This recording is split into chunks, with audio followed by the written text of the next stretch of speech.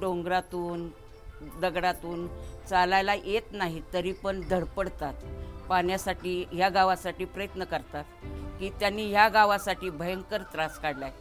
गावामध्ये अभय तोडकर नामक व्यक्ती आलं।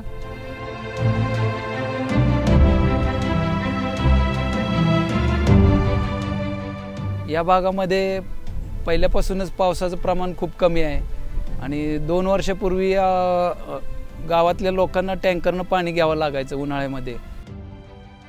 बऱ्याच वेळेला महिलांना सुद्धा 1-1, 1.5, 2-2 किलोमीटर बाहेर जाऊन पाणी आणायला लागायचं। आम्ही मीटिंग जरी कधी इथं बोलवायला गेलं तर मीटिंगला 10-12 लोक सुद्धा कधी यायचे नाहीत एकत्र, अशी इथली परिस्थिती होती। वर्ष झालं आर्ट ऑफ लिव्हिंगमध्ये कोर्सेसच्या माध्यमातून लोकांशी जोडलं गेलो। एके दिवशी आम्ही पिंगळी गावात सुद्धा आलो आणि आम्ही छोटे छोटे कोर्सेस इथं घेतले, नवचेतना घेतले, बेसिक कोर्स घेतले।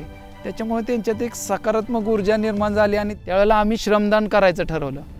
इथं एक जवळच एक अपंगांची एक शाळा आहे आणि रॅली काढताना अपील केलं त्या अपंग बांधवांनी की बाबा आम्ही जर करतोय तर तुम्ही का नाही करू शकत। आणि तिथून पुढे मग श्रमदानाला मग हळूहळू आकडा खूप वाढत गेला, 100, 150, 200 आणि हळूहळू 650-700 पर्यंत रोज लोक श्रमदानाला यायला लागले।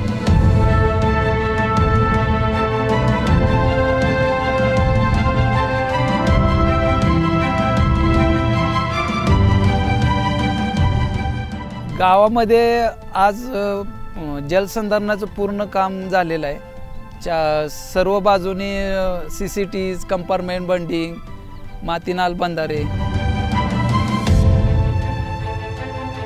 मागील 2 वर्षांमध्ये जो काही पाऊस पडतोय तो सगळा पूर्णपणे मुरवण्यात गाव यशस्वी झाले। श्रेय जे जाते ते गावकऱ्यांनी एकत्र येऊन जे जलसंधारणाचं काम केलं। पहिलं एक 60-70 लाखापर्यंत जे उत्पन्न आहे ते 1-1.5 कोटीपर्यंत गेलेलं आहे। लाखो लिटर पाणी आम्ही मुरवून दाखवलं, त्यामुळे आज एवढा मोठा फायदा झाला आमच्या बोरला, विहिरीना, की आज रोजी आम्ही चालू केले दुष्काळातील भागात लोकांना दररोज 70 टँकर पाणी देत असतो, पुरवत असतो। एवढं पाणी भरपूर उपलब्ध या गावात झालंय।